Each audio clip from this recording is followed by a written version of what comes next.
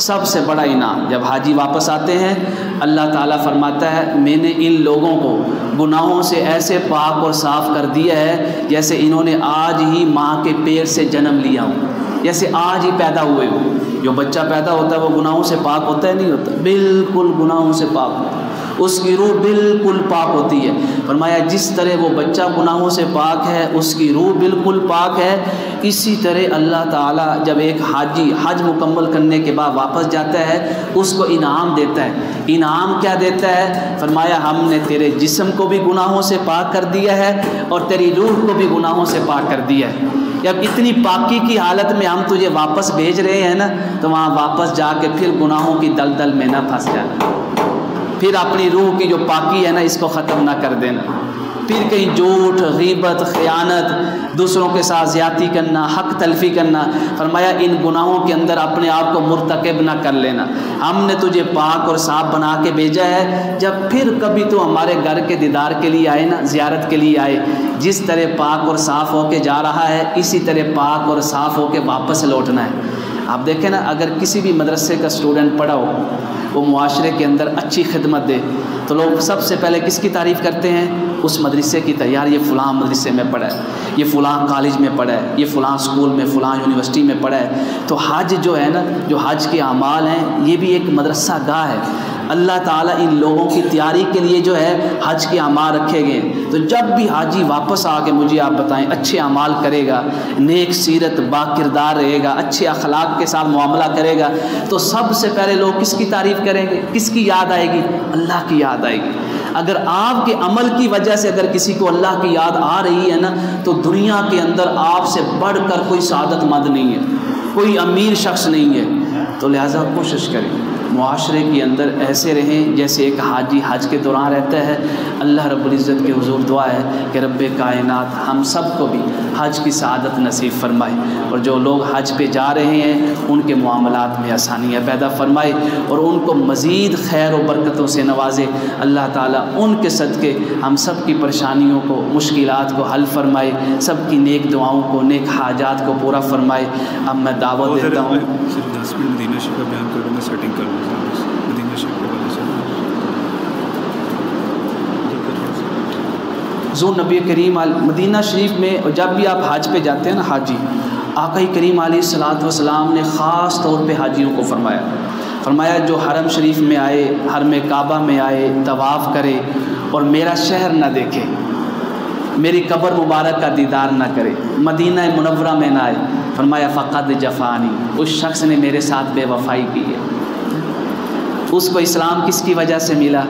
مصطفیٰ کریم کی وجہ سے۔ سبب کون بنے؟ وسیلہ کون بنے؟ مصطفیٰ کریم بنے۔ وہ جو نماز پڑھنے کے لیے آ رہا ہے اس کا سبب کون بنے؟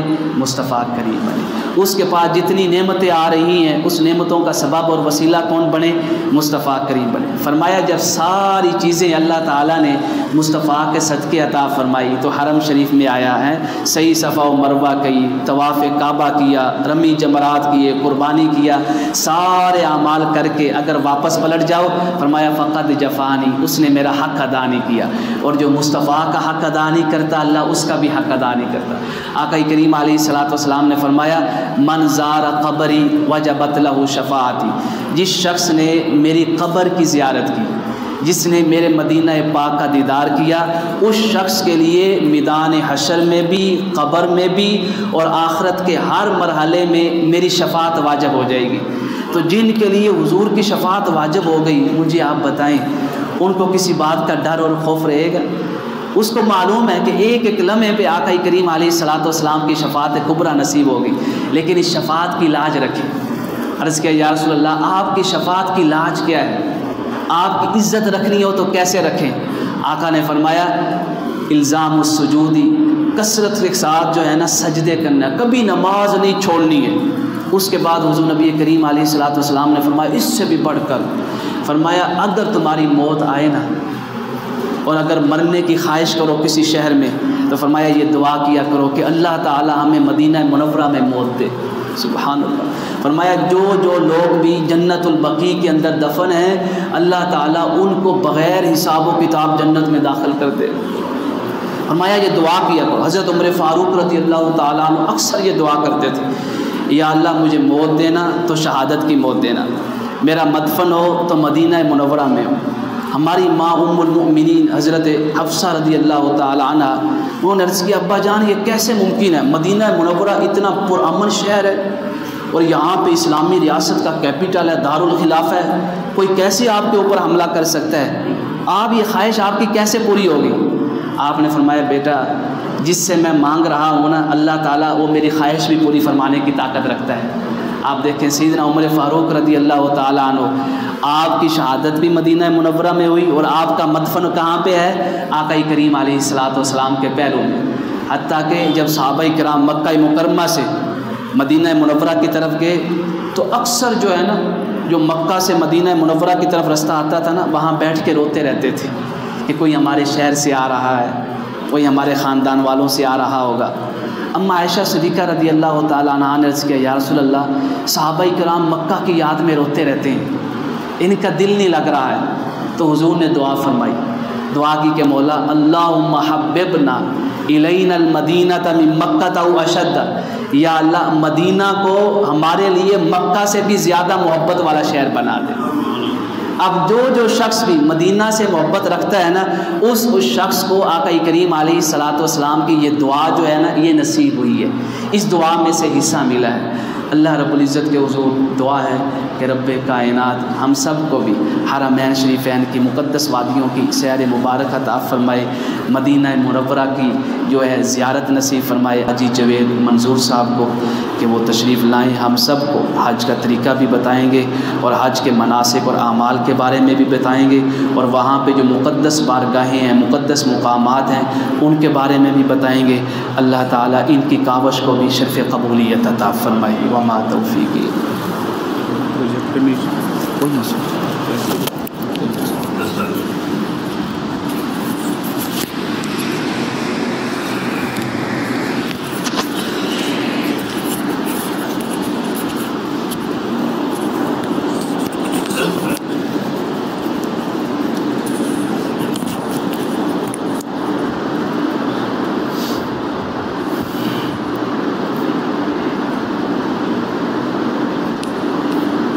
السلام علیکم ورحمۃ اللہ وبرکاتہ۔ سب سے پہلے میں آپ سے معذرت خواہ ہوں کہ پروجیکٹر کا ہم نے ارینجمنٹ کیا تھا لیکن ابھی وہ ڈسپلے جو ہے نا کسی وجہ سے نہیں آ پا رہا، تو کوشش یہی تھی کہ آپ کو یہ تصاویر کی مدد سے آپ کو سارا حج کا طریقہ جو ہے سمجھایا جائے۔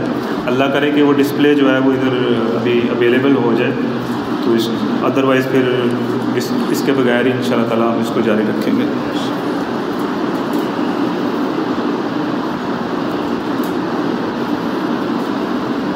بسم اللہ الرحمن الرحیم۔ میں سب سے پہلے شکر گزار ہوں اپنے استاد محترم جناب مفتی محمد علی اظہری صاحب کا اور اس مسجد کی انتظامیہ کا جنہوں نے یہ پروگرام ارینج کرنے میں اس کاوشوں میں مدد فرمائی۔ اللہ تعالیٰ سب کو دین و دنیا کی بلائیاں عطا فرمائے اور بار بار اپنے گھر اور سرکار مدینہ صلی اللہ علیہ وسلم کے روضہ پاک کی بعد حاضر نصیب فرمائے۔ تربیت کا ایکچولی مقصد اصل میں یہ ہوتا ہے کہ آپ کوئی بھی کام کرنے سے پہلے اس کو اچھے طریقے سے سیکھ لیں، تاکہ جب آپ کوئی بھی رکن کوئی بھی کام ایون کہ دنیا کے کام بھی جو آپ کرتے ہیں تو آپ دیکھیں کہ آپ بچوں کو اسکول میں یا کسی اکیڈمی کے اندر ان کو تربیت کرواتے ہیں، تاکہ جب اصل ایگزامینیشن آپ کو دینے کے مراحل آتے ہیں تو اس وقت تو بچہ پراپر طریقے سے وہ ایگزامینیشن میں پاس ہو سکے۔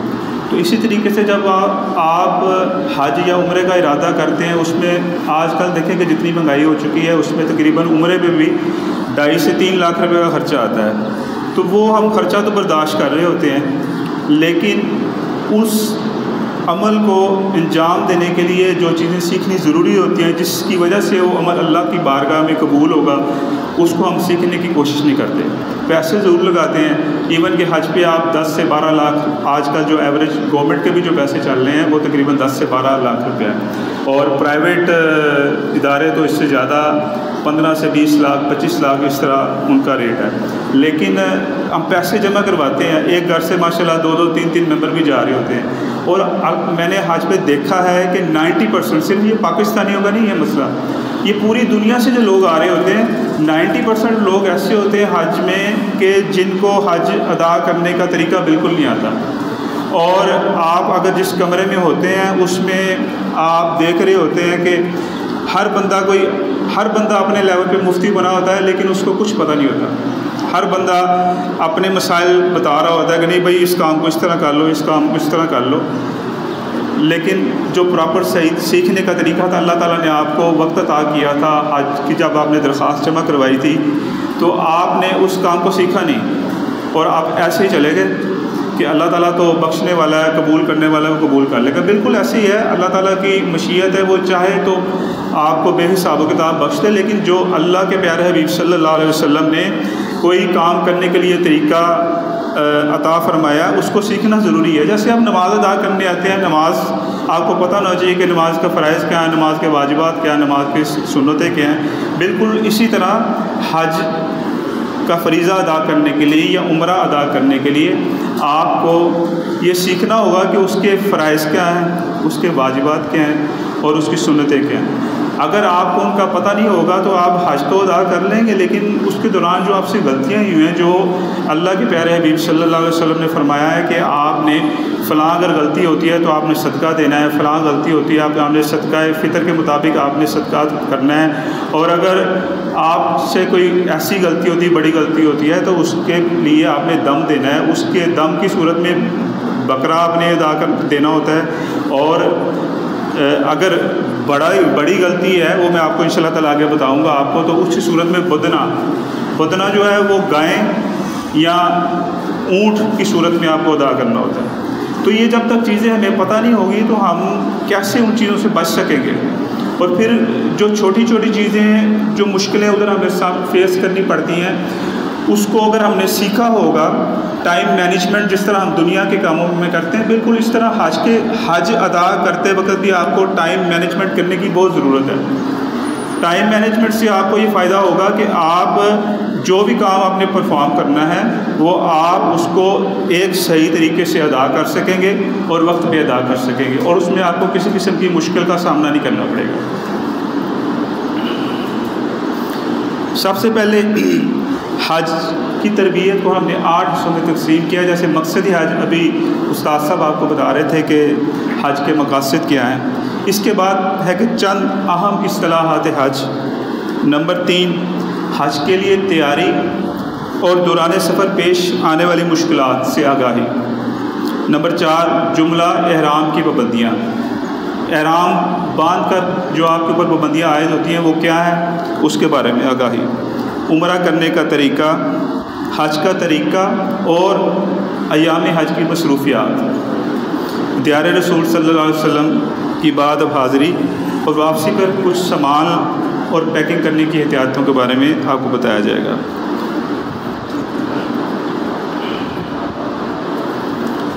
اپنے حج کو مقبول اور آسان بنانے کے لیے آپ کو 5 چیزوں پہ عمل کرنے کی ضرورت ہے۔ نمبر 1، سنت کی پابندی۔ آپ کوئی بھی رکن ادا کر رہے ہیں، چاہے حج ہو چاہے عمرہ ہو، اگر آپ اس کو سرکار مدینہ صلی اللہ علیہ وسلم نے جیسے جیسے اس کو ادا کیا، اگر اس کو سیکھ کے جاتے ہیں، ہر عمل کے اوپر آپ سنت کا خیال کرتے ہیں، تو اللہ تعالیٰ اس کا آپ کو 2 اجر عطا فرمائے گا۔ عبادت پر شکر، جب آپ کوئی بھی کام پرفارم کر لیتے ہیں تو اللہ کا شکر بجا لیں کہ یا اللہ تو نے اپنے کرم سے صحت کے ساتھ مجھے یہ عبادت، یہ رکن انجام کرنے کی توفیق عطا فرمائی۔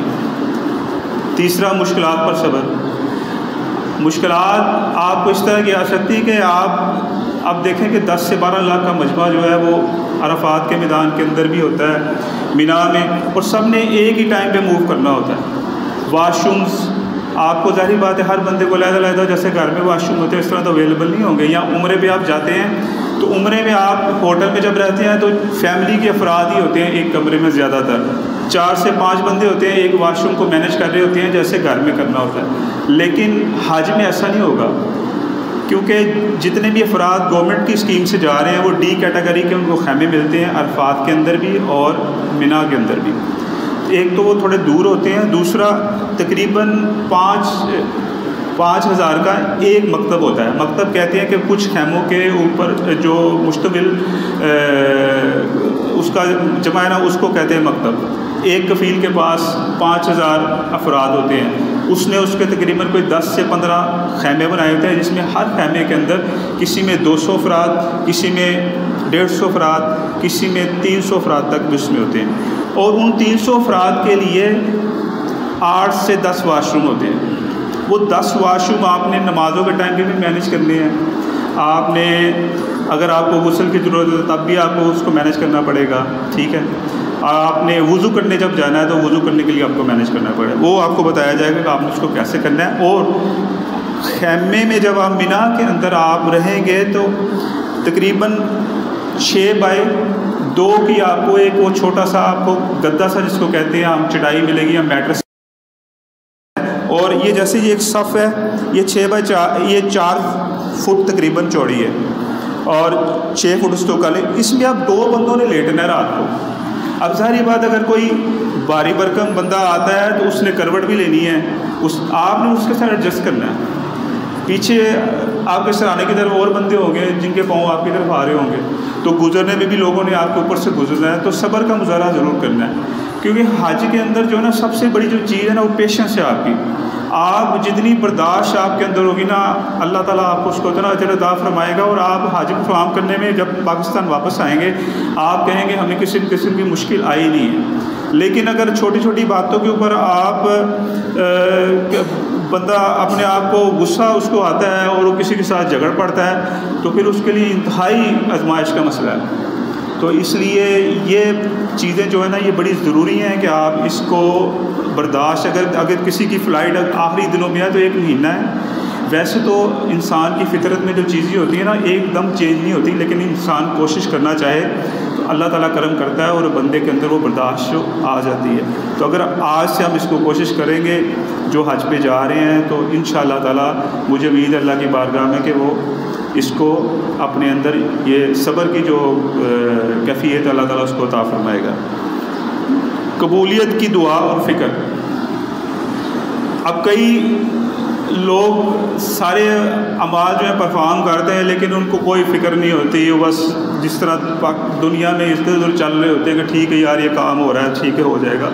آپ کو فکر ہونی چاہیے کہ یا اللہ یہ میں نے طواف کیا ہے، میں نے اپنی طرف سے پوری کوشش کر دی تو اپنی بارگاہ میں قبول فرما۔ بے فکر نہ ہو جائے گا، ٹھیک ہے یار میں نے کر دیا ہے، تو ہوتے ہیں لوگ اس طرح کا، آپ کو ادھر نظر آئیں گے۔ جیسے آپ دیکھتے ہیں نا کہ ٹی وی پہ پروگرام لگا ہوتا ہے اور آپ کو تلبیہ کی آواز اونچی آ رہی ہوتی ہے حج کے دنوں میں، ایسا کچھ بھی نہیں ہوتا۔ یقین جانیں اللہ تعالیٰ معاف فرمائے کہ آپ کو مینا کے اندر عرفات کے اندر لوگ گپے مارتے ہوئے سیاست پہ گفتگو کرتے نظر آتے ہیں، جو قبولیت کی جگہ ہے جہاں پہ انہوں نے اپنا وقت اللہ کے ذکر میں گزارا۔ عمرے پہ تو ہمیں اس طرح کا کسی سے واسطہ نہیں ملتا، نہ اتنے لوگوں سے ہماری انٹریکشن ہوتی ہے، لیکن حج ایک ایسا اللہ پاک نے جو ہمیں عطا کی ہے اس کے اندر آپ کو ہر قسم کے بندے کے ساتھ، ہر ملک کے بندے کے ساتھ، ہر قسم کی کیٹیگری کے بندے کے ساتھ، اس کی طبیعت کے ساتھ آپ کو گزرنا پڑتا ہے، اس کے ساتھ اس پروسیس سے آپ کو گزرنا پڑتا ہے۔ تو اس لیے جو صبر ہے یہ چیز بڑی ضروری ہے۔ آپ کو ہر طرح کے بندے ملیں گے اور سہولت پر عمل، اور اگر کوئی وہاں کی گورنمنٹ آپ کو یا پاکستانی گورنمنٹ کسی کام میں آپ کو سہولت عطا کر رہی ہے، جیسے اگر آپ نے مینا سے عرفات بس پہ جانا ہے تو آپ اس سہولت کو اویل کریں۔ کئی لوگ ہوتے ہیں وہ پیدل چل پڑتے ہیں مینا سے عرفات، بالکل جایا جا سکتا ہے، یہ اس صورت میں جائیں کہ آپ کو عرفات میں اپنے خیمے کا پتہ ہو۔ اگر آپ کو خیمے کا پتہ نہیں تو آپ کبھی بھی نہیں پہنچ سکیں گے۔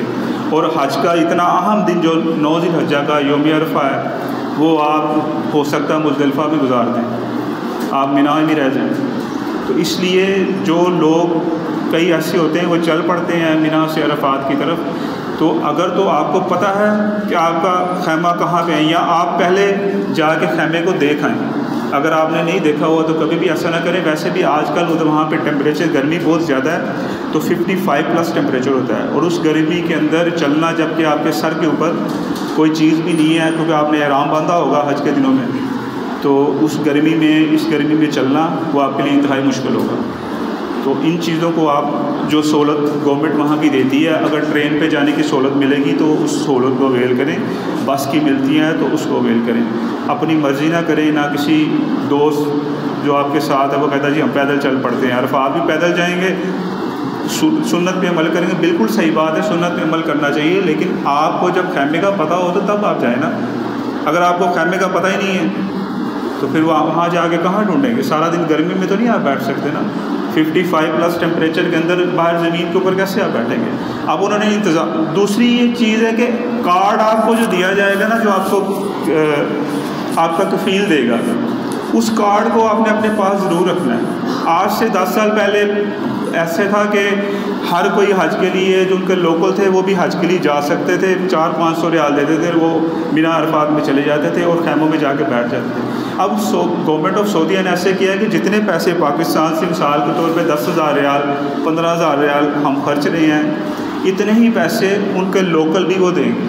وہ ایک پرمٹ جاری کیا جائے گا، جو پرمٹ سعودی گورنمنٹ دیکھے گی، پھر آپ کو مینا میں، عرفات میں اور مزدلفہ کے اندر انٹر ہونا پڑے گا۔ کارڈ اپنے پاس ضرور رکھیں، اس کارڈ کے بغیر وہ اگر آپ کا کارڈ مسپلیس ہو جاتا ہے یا ہوٹل کے کمرے میں رہ جاتا ہے تو ہو سکتا ہے کہ جب چیکنگ ہو تو آپ کو عرفات کی حدود میں نہ جانے دیں یا مینا کی حدود میں نہ جانے دیں۔ تو اپنے جتنے بھی ڈاکومنٹ ہیں، آپ کو کلائی میں پہننے کے لیے وہ ایک پلاسٹک کا رنگ دیا جائے گا، پلاسٹک کا یا اسٹیل کا، وہ آپ نے لازمی پہننا ہے۔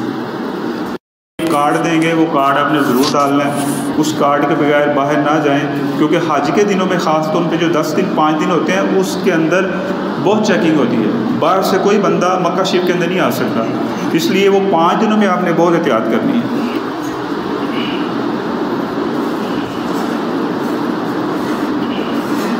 حج کے 5 مقامات کون سے ہیں؟ مینا، عرفات، مزدلفہ۔ مینا میں آپ قیام کریں گے، 8 ذی الحج کو آپ مینا پہ پہنچیں گے، اگلا 9 ذی الحج کو عرفات میں آپ کا وقوف ہوگا، مزدلفہ میں آپ 9 ذی الحج کو غروب آفتاب کے بعد آپ مزدلفہ میں آ جائیں گے۔ ابھی باقی میں آپ کو ڈیٹیل بتاؤں گا، جس صرف ایک انفارمیشن کے لیے۔ صفا اور مروہ اور بیت اللہ۔ حج کی اقسام کتنی ہیں اس کو جاننا بہت ضروری ہے۔ حج کی 3 اقسام ہیں، حج قران، حج افراد اور حج تمتع۔ سرکار مدینہ صلی اللہ علیہ وآلہ وسلم آپ نے حج قران ادا کیا تھا۔ حج قران میں آپ عمرہ اور حج کا احرام اکٹھے باندھتے ہیں۔ آپ احرام پہنا اور آپ نیت کرتے کہ یا اللہ میں عمرے کا اور حج کا ارادہ کرتا ہوں، اس کو اپنی بارگاہ میں قبول فرما۔ حج افراد میں صرف آپ حج کی نیت کریں گے، صرف حج کا ارادہ کریں گے، جبکہ حج تمتع جتنے بھی دنیا سے آنے والے لوگ ہیں، وہ چاہے پاکستان سے ہوں چاہے کہیں اور سے، وہ زیادہ تر لوگ حج تمتع اختیار کرتے ہیں۔ حج تمتع میں آپ کو آسانی یہ ہے کہ آپ جب پاکستان سے جائیں گے تو جیسے عمرے کے لیے آپ تشریف لے جاتے ہیں، آپ ادھر سے عمرہ کریں گے، عمرہ کرنے کے بعد آپ اپنا احرام کھول دیں گے اور پھر دوبارہ 8 ذی الحج کو جب آپ نے مینا جانا ہوگا تو آپ دوبارہ سے احرام پہن کر حج کی نیت کریں گے۔ تو اس میں آسانی یہ ہے کہ حج قران میں یہ ہے کہ آپ ادھر جا کے عمرہ ضرور کریں گے، لیکن اگر حج میں 15 دن یا 20 دن رہتے ہیں تو آپ ان دنوں میں احرام کی حالت میں رہیں گے اور احرام کی جو پابندیاں ہیں وہ آپ پہ لاگو ہوں گی، اور اگر اس دوران احرام کسی بھی پابندی کی آپ خلاف ورزی کرتے ہیں تو اس کے مطابق آپ کو دم صدقہ یا صدقہ فطر کے مطابق آپ کو وہ صدقہ ادا کرنا ہوگا۔ تو بہتر یہ ہے کہ جو ہم پاکستان سے جو لوگ جاتے ہیں جن کو احرام، جنہوں نے کبھی تہمت وغیرہ بھی نہیں پہنی اور حج میں ابھی دن بھی کافی ہیں، احرام کی پابندیوں کو وہ نہیں افورڈ کر سکتے، ان کے لیے بہتر یہی ہے کہ وہ جو تمتع اختیار کریں، پاکستان سے جائیں، عمرہ کریں، عمرہ کرنے کے بعد احرام کھول دیں اور 8 ذی الحج کو پھر حج کے لیے احرام باندھیں۔ حج کے لیے پھر آپ کو صرف 3 سے 3.5 دن آپ کو احرام پہننا ہوگا، اس کے بعد جب قربانی کریں گے، حلق کروائیں گے تو پھر آپ کا احرام کھل جائے گا۔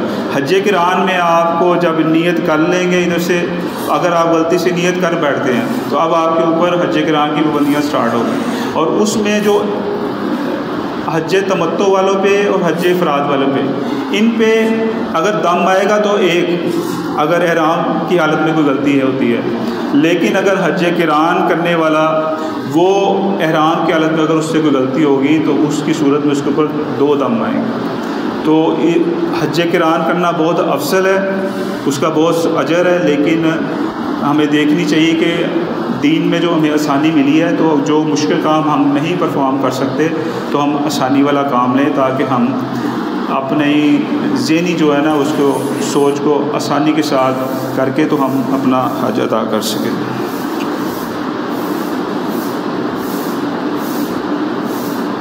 اب باقی جو آگے ڈیٹیل ہے وہ انشاءاللہ تعالیٰ وہ حج تمتع کے حوالے سے آپ کو بتایا جائے گا۔ حج تمتع کے لیے آپ کیا اس کو بیٹے دیکھنا چلانا حضرت دوبارہ آ تو رہا ہے ڈسپلے۔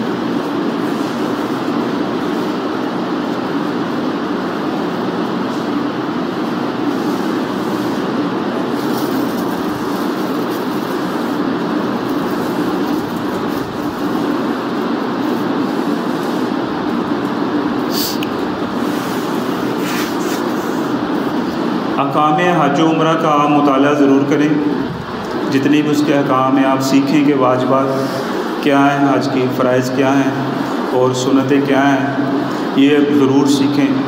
اس نیت سے سیکھیں کہ آپ کو خود بھی حج میں آسانی ہوگی، اور اگر ادھر کسی بندے کو نہیں پتہ ہوتا، جیسے مفتی صاحب فرما رہے تھے، تو ہم اس کو بتائیں گے تو ہو سکتا ہے کہ اس کو بتانے کی وجہ سے اللہ تعالیٰ اس کو جو آسانی ملے اللہ پاک اس سے ہماری بھی عبادت کو اپنی بارگاہ میں قبول فرمائے۔ دوستوں اب آپ سے ملاقات ضرور کریں، جانے سے پہلے ہو سکتا ہے کہ یہ ہماری زندگی کا آخری سفر ہو، واپسی پتہ نہیں ادھر سے آنا ہمیں نصیب ہوتا ہے کہ نہیں ہوتا، تو مل کے جائیں، لوگ اپنے دوست احباب سے ان کے ساتھ معافی تلافی کر کے جائیں۔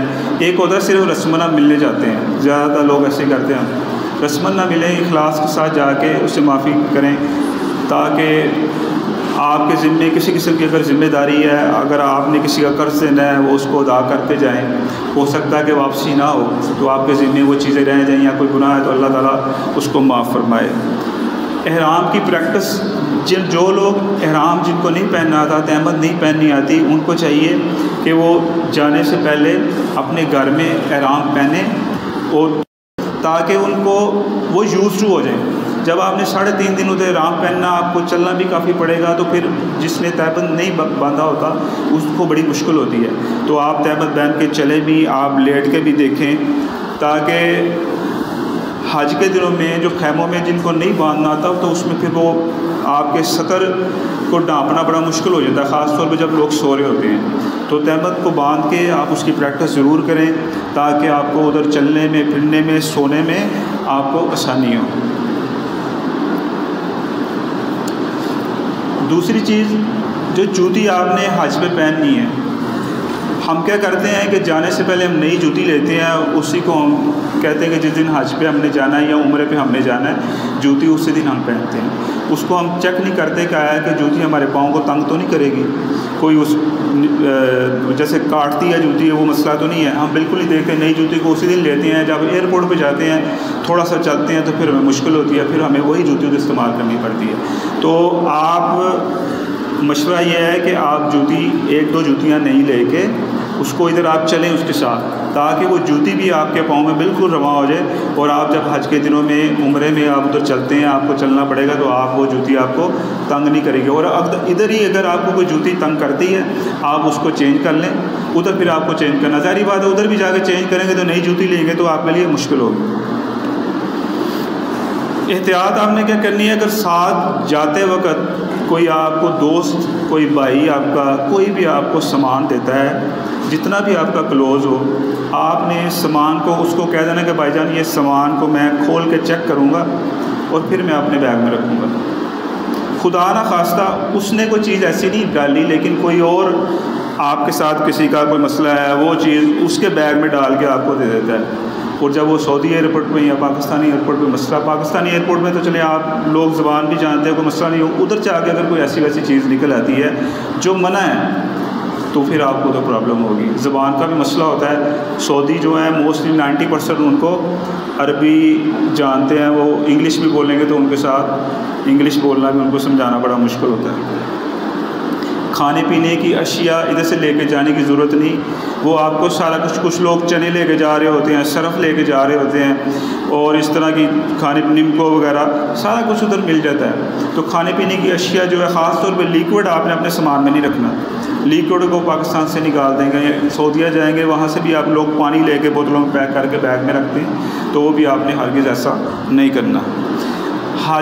حج پہ جانے کے لیے جو آپ نے ادویات جو آپ نارمل دنوں میں کھاتے ہیں وہ آپ اپنی ادویات کو پیک کروا لیں حاجی کیمپ سے. وہ سیل پیک کریں گے, اور جو دو کو دن آپ نے جو سفر کے دوران آپ نے جو میڈیسن کھانی ہے وہ صرف آپ اپنے ہینڈ کیری میں رکھ لیں, یا آپ نے پاؤچ ہوگا گلے میں ڈالنے کی اس میں رکھیں. باقی ساری دوائی جو ہے نا ادویات وہ آپ پیک کر کے سیل پیک حاجی کیمپ سے ہوگی. بے شک وہ پرائیویٹ حج پہ آپ جا رہے ہیں یا آپ سرکاری حج اسکیم سے جا رہے ہیں, تو پرائیویٹ وہ ادویات جو آپ کی حاجی کیمپ سے پیک ہوں گی اس کو سیل پیک کروا کے اپنا جو بیگ آپ نے لگیج جمع کروانا ہے اس کے اندر آپ رکھیں. احرام, اکثر لوگ یہ غلطی کرتے ہیں کہ احرام اپنا جو بڑا بیگ ہوتا ہے لگیج ہوتا ہے اس میں رکھ دیتے ہیں, ہینڈ کیری میں نہیں رکھتے, اور ایئرپورٹ پہ وہ جا کے آپ جمع کروا دیتے ہیں جہاز کے لیے. تو جب احرام پہننے کی اناؤنسمنٹ ہوتی ہے اس کے بعد احرام نہیں ہوتا. جوتی جو آپ نے پہنی ہوتی ہے وہ آپ کے پاس نہیں ہوتی ہے. تو اس کا آپ نے خیال کرنا ہے کہ آپ اپنا احرام اور احرام کے ساتھ جو آپ نے جوتی پہننی ہے وہ جوتی آپ کے ہینڈ کیری میں ہو, یا جوتی بلکہ آپ گھر سے پہن کے چلے جائیں تو وہ زیادہ بہتر ہے, تاکہ ادھر آپ کو چینج کرنے کی ضرورت ہی نہیں ہوگی. جوگر وغیرہ جو ہیں وہ یا دوسرے بند شوز وہ آپ ساتھ رکھ لیں. ادھر جب آپ احرام کے علاوہ آپ کو چلنا پڑے گا تو وہ آپ کمفرٹیبل رہیں گے جوگر وغیرہ پہن کے. یا آپ غار ہرا جاتے ہیں, زیارات کے لیے جاتے ہیں, غار سور پہ آپ جاتے ہیں, تو وہ جوگر آپ کو نا کمفرٹیبل رہیں گے, بجائے کہ یہ دوسرے جو ہم شوز پہنتے ہیں وہ شوز نہ لے کے جائیں, جوگر لے جائیں, وہ آپ کے لیے زیادہ کمفرٹیبل ہوگا. ہینڈ کیری بیگ میں کینچی, چھری, نیل کٹر, سوئی وغیرہ اس طرح کی چیز آپ نے بالکل نہیں رکھنی. جیسے میں پہلے بتا چکا ہوں کہ ٹور آپریٹر یا ادھر کے کفیل جو اس کو معلم بھی کہتے ہیں, وہ جو آپ کو کارڈ وغیرہ دے گا وہ آپ نے اپنے گلے میں لازمی ڈالنے ہیں. یہ پڑے ہیں, ابھی آپ کو دکھاتا ہوں کارڈ میں.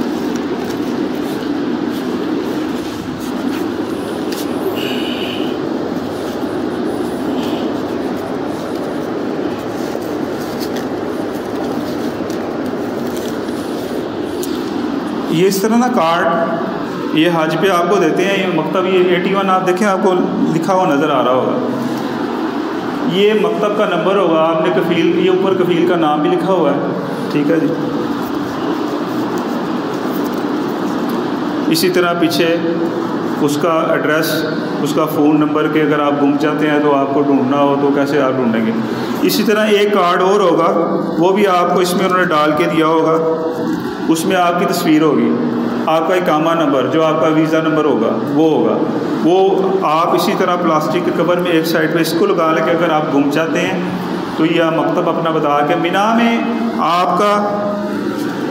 آپ اگر گم جائیں گے نا تو یہ مکتب نمبر آپ کو بتائے گا. ویسے آپ 81 کہتے رہیں گے وہ نہیں پتہ لگے گا.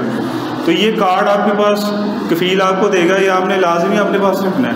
اور جو تصویر والا کارڈ آپ کا ہوگا وہ بھی کفیل آپ کو دے گا, وہ بھی آپ نے اپنے پاس اس کو گلے میں ایسے ڈال کے رکھنا ہے.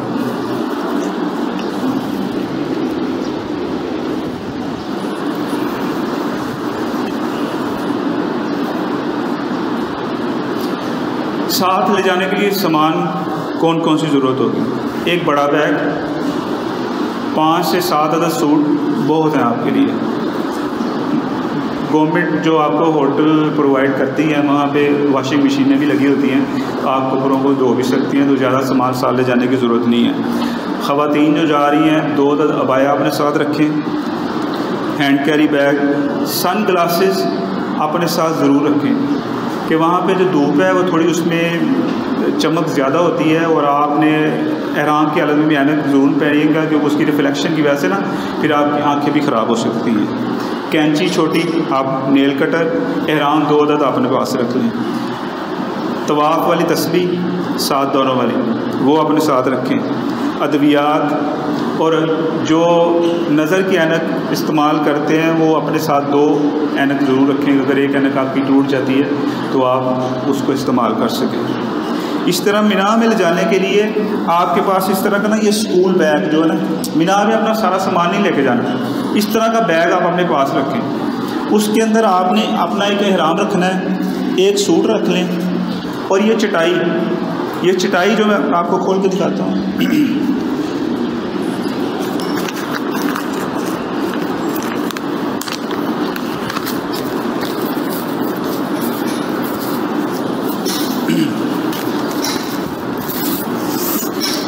بیٹے ادھر آ رہا بولنا تھا۔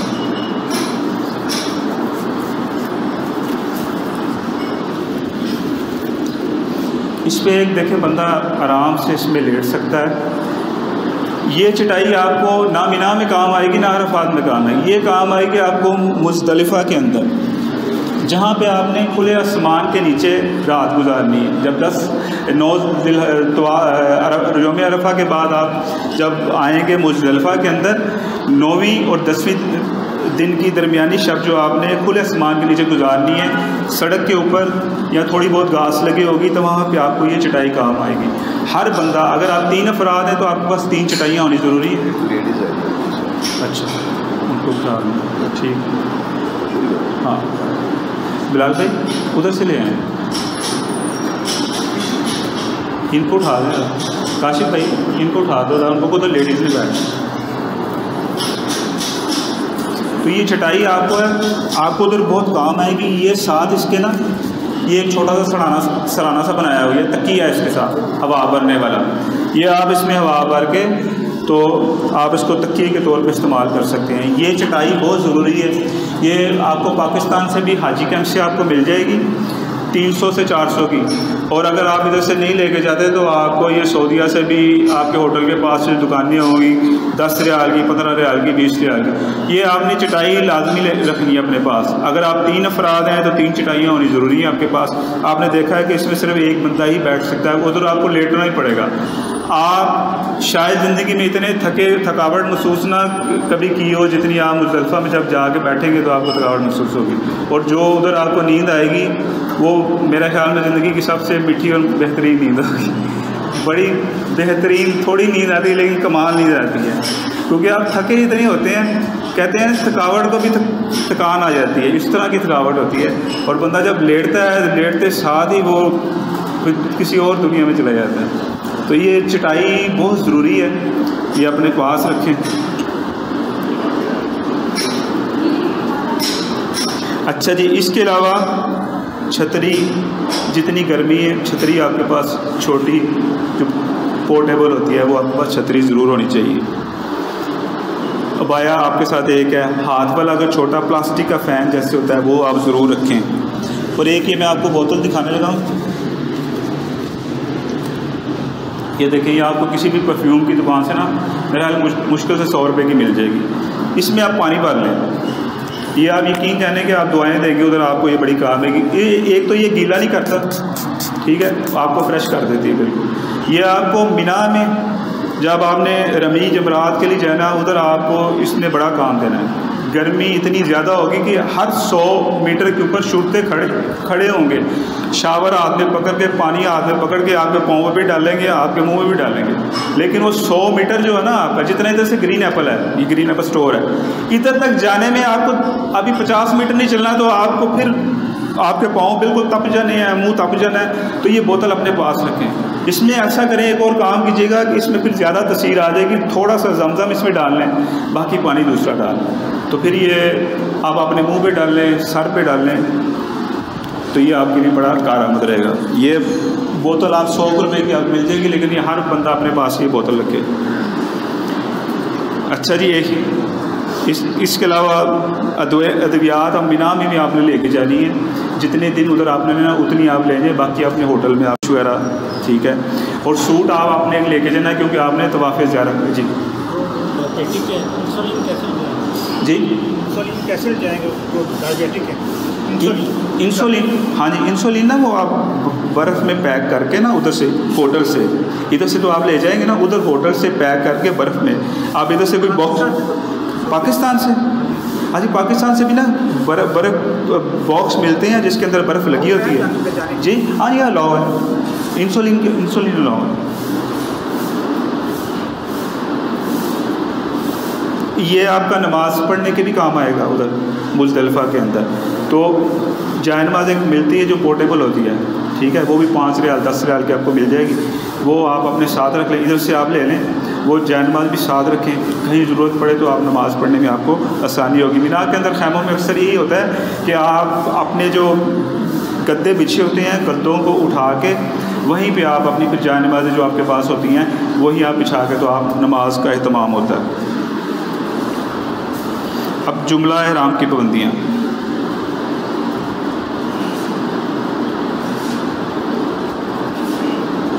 احرام کی پابندیوں میں کیا, جب آپ احرام پہن لیتے ہیں اور عمرے کی نیت کر لیں گے یا حج کی نیت کر لیں گے تو آپ کی کون کون سی پابندیاں پھر آپ لاگو ہو جائیں گی. جسم یا احرام کے کپڑوں پر خوشبو لگانا, اس چیز سے سارے تقریباً لوگ واقف ہیں. جوئیں مارنا, آپ جوئیں نہیں مار سکتے احرام کی حالت میں.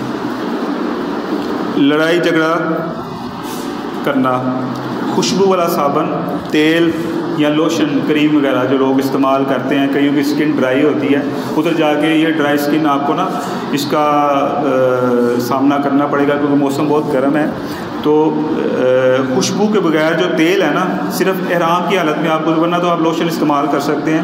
تیل جیسے سرسوں کا تیل ہے وہ آپ یوز کر سکتے ہیں, گری کا نہ نہیں, اس میں خوشبو ہوتی ہے. کوکونٹ آئل آپ نے نہیں لینا, ٹھیک ہے, وہ سرسوں کا آئل آپ استعمال کر سکتے ہیں. زعفران, اس میں بھی خوشبو ہوتی ہے. کنگھی بالوں میں کرنا منع ہے کیونکہ جب آپ کنگھی کریں گے تو اس سے آپ کے بال ٹوٹتے ہیں. خشکی کے جانور کا شکار کرنا, بالوں کا کٹانا, بال توڑنا. فوت, جو بندہ احرام کی حالت میں فوت بھی ہو جائے گا نا اس کو بھی آپ نے اس کے احرام کے اوپر بھی خوشبو, جیسے ہم بندہ کو فوت ہوتا ہے تو مردے کو ہم لگاتے ہیں, خوشبوئیں لگاتے ہیں, خوشبو لگا کے تو اس کو رخصت کرتے ہیں. لیکن اگر احرام کی حالت میں کوئی بندہ فوت ہو جاتا ہے, نہ ہی اس کا سر ڈھانپا جائے گا, نہ ہی اس کا احرام اتارا جائے گا, وہ احرام کی حالت میں رہے گا, نہ اس کے پاؤں ڈھانپے جائیں گے, نہ اس کو خوشبو لگائی جائے گی, اسی حالت میں اس کو دفن کیا جائے گا. ادویات بھی ایسی جس میں خوشبوئیں ہوتی ہیں اس کو بھی استعمال کرنے سے گریز کریں. گھاس کاٹنا, تولیے یا رومال سے بار بار جو منہ پونچھا جاتا ہے نا اس کو بھی پونچھنے منع کیا ہے. مردوں کے لیے خصوصی پابندیاں, سلا ہوا کپڑا پہننا آپ نہیں پہن سکتے, عورتیں پہن سکتی ہیں. عورتوں کے لیے ان کا جو کپڑے روزمرہ پہنتی ہیں, وہ لباس پہنتی ہیں, وہی ان کے لیے احرام ہے. پگڑی نہیں پہن سکتے. ٹوپی, امامہ شریف, موزے یا جوتے پہننا خواتین پہن سکتی ہیں. خواتین بھی آپ نے دیکھا ہوگا پاکستان سے نا وہ جوتیاں خرید لی ہوتی ہیں, کینچی چپل, ہوائی چپل ہوتی ہے, ان کو قطعاً اس کی ضرورت نہیں ہے. وہ جس کی جوتی میں وہ کمفرٹیبل ہے نا وہ جوتی وہ پہن سکتی ہے. ان کے لیے کسی قسم کی جوتیوں کی ضرورت نہیں ہے. مرد کے لیے ضروری ہے کہ وہ ایسی جوتی پہنے گا جس سے یہ اس کا اوپر والا ابھار ہے پاؤں کا یہ اس کا ننگا رہے اور پیچھے والا اس کا ٹکنا. عورتوں کے لیے عورتیں احرام کی حالت میں ساکس بھی پہن سکتی ہیں, وہ جوگر بھی پہن سکتی ہیں, ان کے لیے اس کی ممانعت نہیں ہے. ہاں خواتین جو ہیں وہ احرام کی حالت میں نقاب نہیں پہنیں گی اور نہ ہی دستانے پہنیں گی, گلفز. اور ظاہری بات ہے آپ کو 3 دن جو مینا میں رہیں گے, عرفات میں رہیں گے, تو اس میں آپ نے سونا بھی ہے, تو اس میں احتیاط یہ کرنی ہے کہ آپ ایک تو سر نہ ڈانپیں کسی چادر کے ساتھ اور پاؤں کو نہ ڈانپیں. پاؤں کا ننگا رہنا جو ہے وہ ضروری ہے احرام کی حالت میں, اور سر کا ننگا رہنا. عمرے کا طریقہ,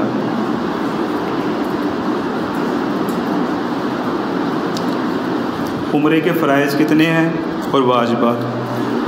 عمرے کے 2 فرائض ہیں, ایک احرام باندھنا اور کعبہ شریف کا طواف کرنا, اور 2 ہی واجبات ہیں اس کے.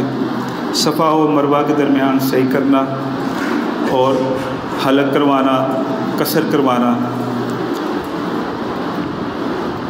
اب آپ نے کرنا کیا ہے کہ جب پاکستان سے آپ ہم حج تمتع اختیار کریں گے تو پاکستان سے جب آپ چلیں گے، بے شک آپ احرام گھر سے پہن لیں یا ایئرپورٹ پہ جا کے آپ احرام پہنیں، لیکن ایک چیز کی احتیاط کریں کہ آپ احرام پہن کے نوافل ضرور ادا کر لیں، لیکن نیت ابھی نہ کریں۔ ویسے تو بہتر یہ ہے کہ احرام پہننے کے بعد جتنی جلدی آپ نیت کرتے ہیں تو اتنا ہی آپ کو اجر و ثواب ملتا ہے، لیکن پھر آپ کے اوپر احرام کی پابندیاں سٹارٹ ہو جاتی ہیں۔ تو آپ اس میں آسانی اس طرح لے سکتے ہیں کہ آپ احرام پہن لیں لیکن عمرے کی نیت آپ نہ کریں۔ جہاز میں بیٹھیں، جہاز جب ٹیک آف کر جائے تب بھی آپ عمرے کی نیت کر سکتے ہیں، لیکن اگر مزید آپ آسانی چاہتے ہیں تو جہاز آپ کی تقریباً جدے کی 5.5 گھنٹے فلائٹ ہوگی۔ جیسے تو جو مدینہ منورہ جا رہے ہیں انہوں نے احرام پہننا نہیں، ان کے اوپر احرام کی پابندیاں نہیں ہے، تو ان کو ایسی ضرورت نہیں ہے۔ جو جدہ جائیں گے، جنہوں نے پہلے عمرہ کرنا ہے، خاص طور پہ آخری فلائٹوں پہ جو لوگ جاتے ہیں، تو آپ جب جہاز میں اناؤنسمنٹ ہوگی کہ میقات آنے والا ہے تو اب آپ اس وقت عمرے کی نیت کر لیں، یا اللہ میں عمرے کی نیت کرتا ہوں، اسے احسان فرما دے اور قبول فرما لیں۔ اگر عربی میں آپ کو یاد نہیں تو ضروری نہیں ہے کہ آپ عربی میں ہی آپ نے یہ نیت کرنی ہے، آپ اردو میں بھی کر سکتے ہیں، آپ پنجابی میں بھی کر سکتے ہیں، آپ کسی زبان میں کر سکتے ہیں جو آپ کو زبان آتی ہے۔ تو اس وقت آپ نیت کریں تو آپ پہ پھر عمرے کی جو احرام کی پابندیاں ہیں وہ اس وقت سٹارٹ ہوگی۔ کافی میں نے ضروری تھی اس سے عمرے سے ریلیٹڈ اور سفر کے دوران جو آپ کو معلومات دینی تھی وہ میں نے کافی حد تک آپ بتائی، اینڈ پہ آپ اس کا پوچھ سکتے ہیں دوبارہ۔ تو آپ نے اب نیت کرنی ہے، احرام آپ نے پہن لیا، ابھی احرام پہننے کا بھی آپ کو طریقہ میں بعد میں اینڈ پہ بتا دوں۔ احرام آپ پہن چکے، آپ جہاز میں بیٹھے ہیں، یا تو 2-3 گھنٹے آپ کو جہاز میں سفر کرتے گزر گئے ہیں، یا تو تب آپ نیت کر لیں، اور زیادہ آسانی چاہتے ہیں تو جب میقات کے لیے ان کی اناؤنسمنٹ ہوگی کہ اب میقات آنے والا ہے 10 منٹ بعد یا آدھے گھنٹے بعد، تو جب وہ کہیں یہ تو اسی وقت آپ نیت کر لیں کہ یا اللہ میں عمرے کا ارادہ کرتا ہوں، اسے میرے لیے آسان فرما دے اور قبول فرما لے۔ یہ کرنے کے بعد اب آپ کے اوپر احرام کی پابندیاں جو پہلے آپ کو بتائی گئی تھی وہ آپ کے اوپر لاگو ہو گئیں۔ اب آپ سے کوئی غلطی ہوتی ہے، آپ سے خوشبو لگ جاتی ہے یا کوئی ایسا عمل کرتے ہیں کہ جو منع ہے، تو اس کی صورت میں وہ پھر دیکھا جائے گا کہ آیا کہ یہ صدقہ فطر آپ کو ادا کرنا ہوگا کہ آپ کے اوپر دم واجب ہوگا۔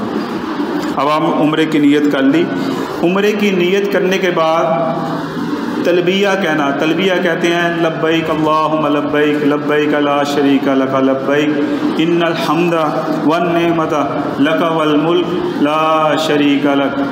یہ ایک دفعہ کہنا فرض ہے، 3 دفعہ کہنا سنت ہے۔ اس کے بعد آپ یہ تلبیہ جو ہے نا یہی اپنا ذکر رکھیں، اللہ پاک کو یہ بڑا پسند ہے۔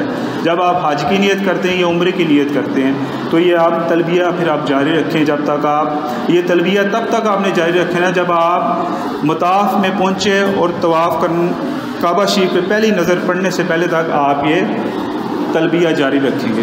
آپ نے دیکھا ہوگا کہ جب ریکارڈنگ لگی ہوتی ہے حج کے دن میں، یوم عرفات کے دن وہ دکھا رہے ہوتے ہیں تو تلبیہ کی بڑی اونچی آواز آ رہی ہوتی ہے، لیکن یقین جانے کہ 90% لوگ تلبیہ اگر کوئی بھی نہیں پڑھتا، لوگ باتوں میں مصروف ہوتے ہیں۔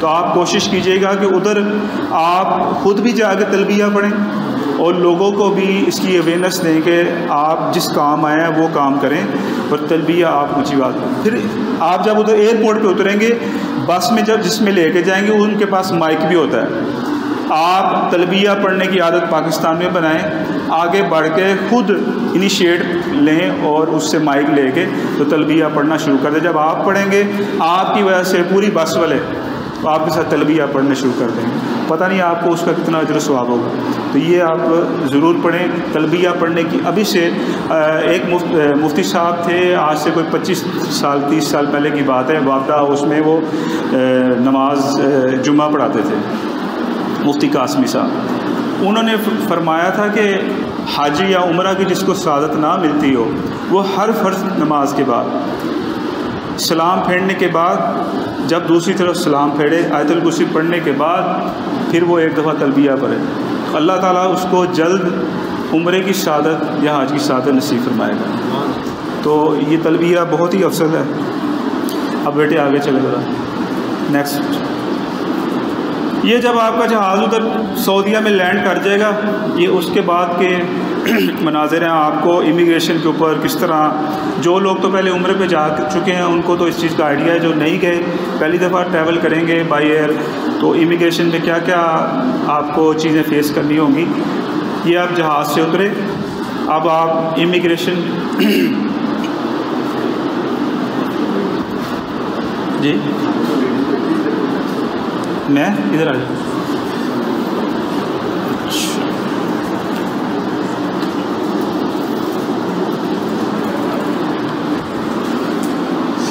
یہ آپ ادھر جائیں گے، آپ کو وہ ٹیبلٹ بھی کھلائیں گے.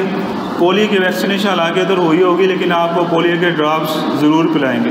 ادھر وہ پھر پوچھ لیتے ہیں کہ آپ کو ہارٹ کا مسئلہ تو نہیں ہے، کوئی خاتون پریگننٹ تو نہیں ہے، کوئی آپ کو ایسا عارضہ تو نہیں ہے کہ ڈاکٹر نے آپ کو پولیو قطرے یا ویکسینیشن پینے سے منع کیا ہوا ہے. تو اگر آپ کو ہارٹ کا مسئلہ ہے یا کوئی ایسا مسئلہ ہے جس میں آپ کو ڈاکٹر نے منع کیا ہوا تو آپ نے ڈراپ پلانے والے کو فوراً بتا دینا ہے، پھر وہ آپ کو ڈراپ نہیں پلائے گا. اگر کوئی خاتون پریگننٹ ہے تو وہ بھی بتا دے، اس کو بھی وہ ڈراپ نہیں پلائے گا. ٹیبلٹ آپ کو دیں گے، وہ ٹیبلٹ بھی آپ نے کھانی ہے، وہ آپ کو اپنے سامنے کھلائیں گے. یہ پھر سامان آپ کا جب امیگریشن ہو جائے گی آپ کی پاسپورٹ کے اوپر اسٹیمپ کر دیں گے، سامان آپ نے اپنا جا کے کلیکٹ کرنا ہے.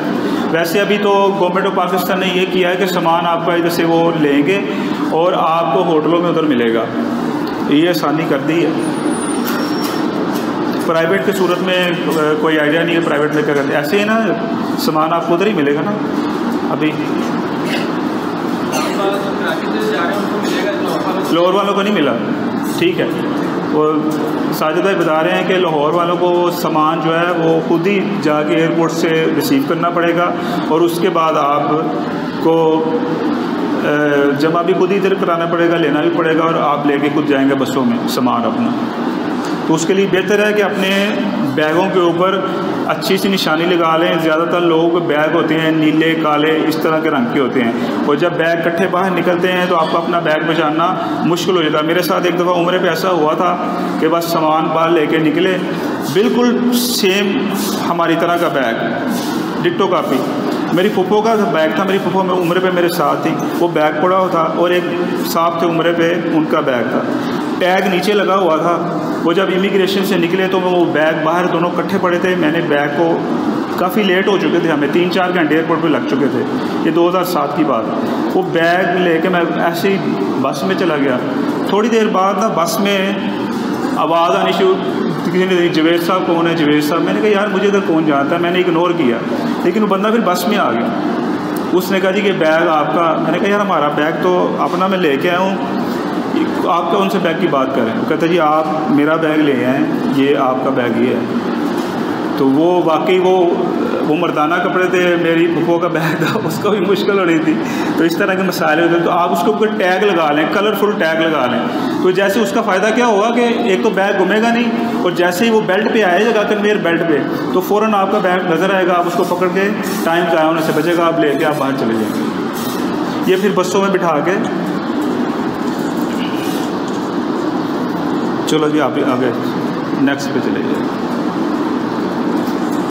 اچھا اب یہ جو ایئرپورٹ کے اوپر آپ کو ٹائم لگنا ہے تقریباً 2.5 گھنٹے 3 گھنٹے آپ کو سعودی ایئرپورٹ پہ لگ جائیں گے. وہاں پہ امیگریشن وغیرہ سارے کلیئر، پھر باہر وہ کفیل آئے ہوں گے، ویکسینیشن وغیرہ سارا کچھ ہو گیا. بسوں پہ بٹھاتے بٹھاتے آپ کو 2 سے 3 گھنٹے آپ کو لگ جائیں گے. پھر انہوں نے آپ کو جب ایئرپورٹ سے لے کے جانا ہے تو عمرے میں تو ایسا نہیں ہوتا، سیدھا آپ کو ہوٹلوں میں پہنچاتے ہیں. یہاں سے اب جا کے ایک اسپیشل ایک جگہ ہے جہاں پہ حاجیوں کو لے کے رکتے ہیں، وہاں ان کو ریفریشمنٹ وغیرہ دیتے ہیں، ادھر آدھا پونا گھنٹہ آپ کو لگتا ہے.